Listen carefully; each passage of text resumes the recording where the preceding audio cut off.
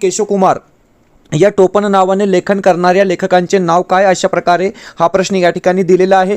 Pro के Atre 4 options दिलेले आहे, कृ के दामले, राघव गडकरी किंवा विवा शिरवाडकर, अशा प्रकारे आपल्याला 4 ऑप्शन्स दिलेले आहे। 2 वेळा हा प्रश्न परीक्षेमध्ये विचारला गेलेला प्रश्न आहे की केशव कुमार या टोपण नावाने लेखन करणाऱ्या लेखकाचे नाव काय? प्र के अत्रे म्हणजे प्रल्हाद केशव अत्रे। ऑप्शन जे 1 असेल, पर्याय जे 1 दिलेला आहे ते आपला योग्य उत्तर या ठिकाणी राहणार आहे। ऑप्शन जे 1 असेल ते आपला बरोबर उत्तर असणार आहे। पुढचा जे प्रश्न आहे प्रश्न क्रमांक 2 आता हे बघा, दुसरा जे प्रश्न आहे ते अशा प्रकारे दिलेला आहे की पुढीलपैकी कोणता वर्ग कठोर वर्ण आहे? कोणता वर्ण असला पाहिजे होता, स्पेलिंग मिस्टेक आहे। पुढीलपैकी कोणता वर्ण कठोर वर्ण आहे? अशा प्रकारे हा प्रश्न आहे। प ब भ ध अशा प्रकारे आपल्याला 4 ऑप्शन्स दिलेले आहे। तर प या ठिकाणी काय असणार आहे?